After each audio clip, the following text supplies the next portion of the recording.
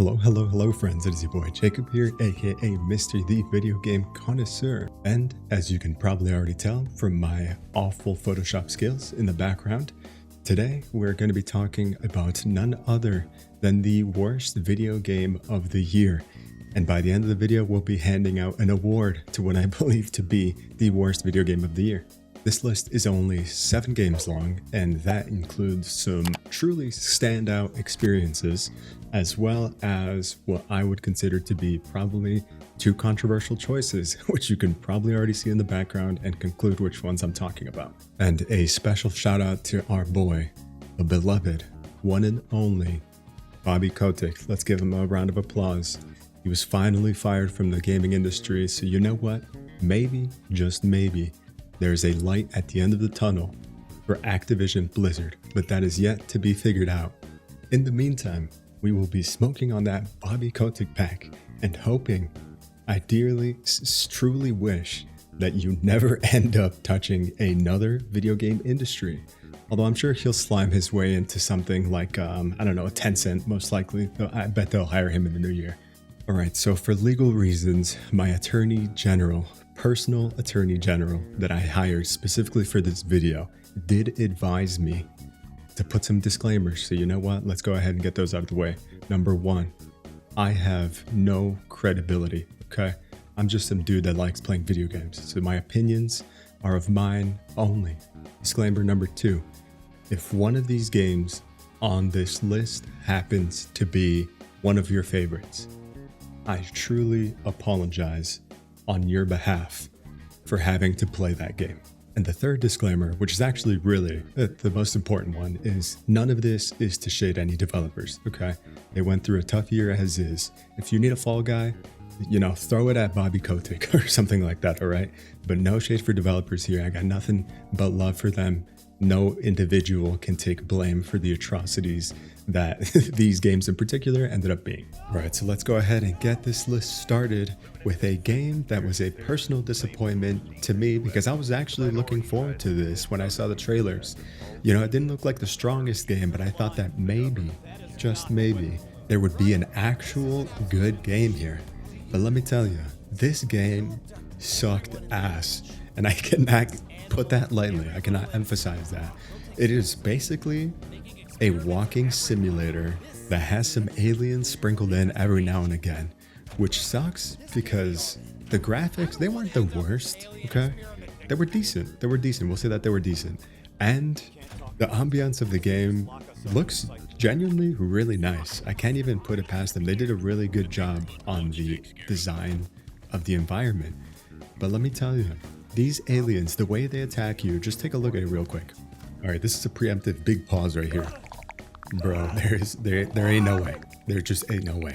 You're telling me the aliens flew through the cosmos specifically to suck me off, bro? Are you serious? Look at that animation, man. All right, now up next on this cursed list, we have none other than the Walking Dead Destinies.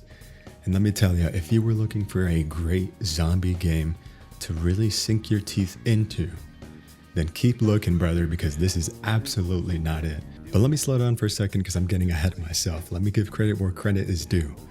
The gameplay in this game is at least bare minimum passable, okay? I'm gonna give it that. And second, the voice acting. Listen to this real quick. Look at this clip. Look at this clip right here. Daddy, since you won't, I'm a better father than you, Rick. I'm better for Lori than you, man, because I'm a better man than you, Rick, because I fight for Bro, I don't know why that gets me every single time. You know, the way he just says Rick, it just gets me. But you know what? They're in the studio and they're giving it their all. So I gotta give props to that voice acting, all right? But I digress. Let us go back to that stellar gameplay, which once again is passable, okay? Let's not brush over that fact. This is passable gameplay right here. High level, okay gameplay. And you know what? I'll take that. Who does not want to relive that epic moment in The Walking Dead where you unload a 12-round revolver into Shane? Now this is kind of funny how this ended up working out, okay? Because up next, we have The Rise of Kong. And when I tell you that the same people that made this game made the game just before on this list, The Walking Dead Destinies, things start to make a lot of sense, okay? But this was their first release of a video game, I believe. The Walking Dead followed thereafter, which is why the gameplay is passable. Now, when it comes to Kong, I don't think anything is passable when it comes to this game, to be honest. This is supposedly an action platformer, but good lord, is it just bad. Also, the entire game is about 2.5 hours long. It is a bit of a walking simulator also, which is very common in these types of games.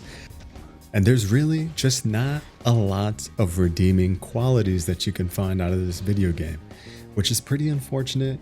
But I guess if there is one highlight, it's that there's a decent amount of memes that you can make out of this. I mean, look at these facial expressions right here.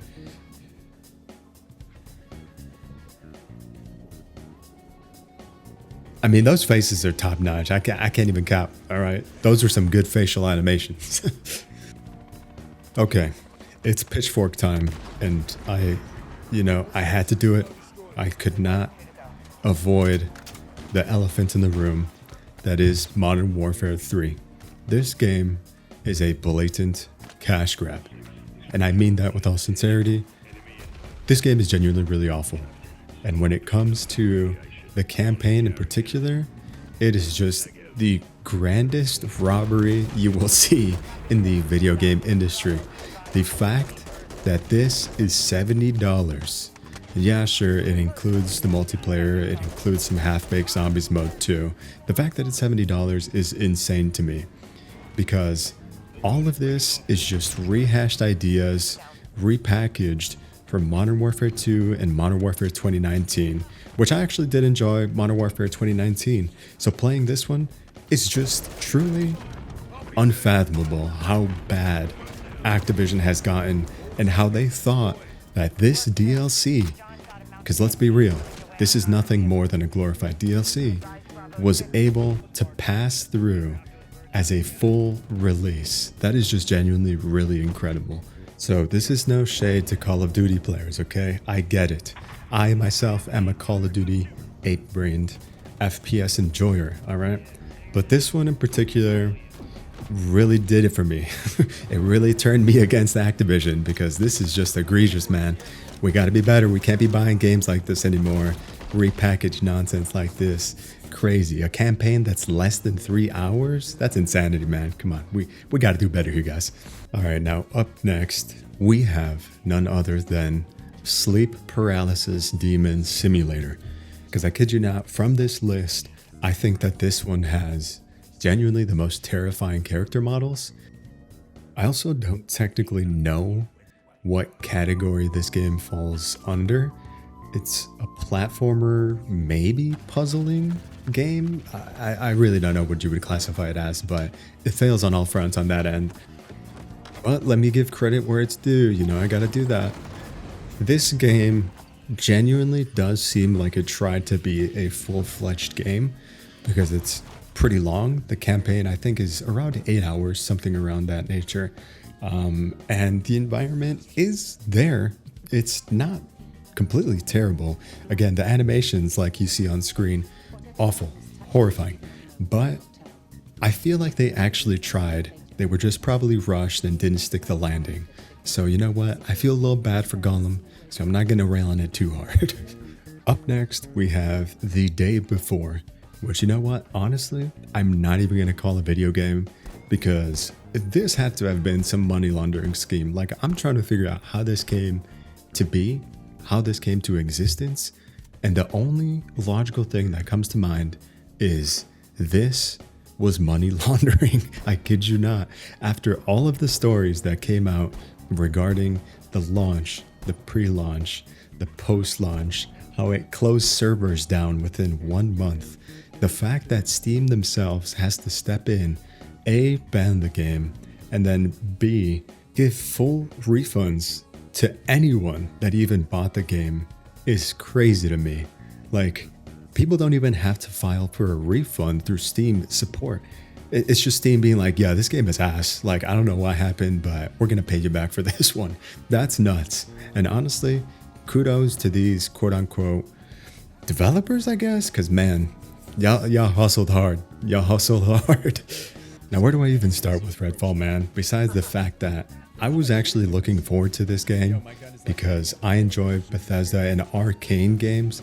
I expected a lot better from them, especially since Deathloop was one of my favorite games in 2020, 2021. The fact that a company with this amount of backing from Microsoft, from Bethesda, from Arcane, was able to flop this hard and do so poorly deserves to be commemorated. Now, ladies and gentlemen, it is time, finally, to announce the video game that has won the Worst Game of the Year award. Drum roll, please. Overwatch 2, baby, step right up. The award goes to you. And I know that this is going to be a bit controversial because this is everyone's favorite Rule 34 generator. But let's be honest, Overwatch 2 absolutely fumbled the bag heavy. And there's really nothing I can add on to this discussion. We've all heard the stories, so essentially it really is just beating a dead horse at this point. I could mention the PvE lies, I could mention the campaign and the story lies and the way that it was scrapped. I could mention all of the assault that happens at Blizzard Studios, which should be mentioned. You know, honestly, everything surrounding Overwatch 2, the development, the game itself, is just awful. Okay? And the fact that they tried to repackage Overwatch, make it 5v5 instead of 6v6, take away the skins that were accessible prior to sell it back to us, and then have the audacity to call it Overwatch 2, makes it a worthy candidate and receiver of the Worst Video Game of the Year title. Monsieur, does this mean Overwatch is back?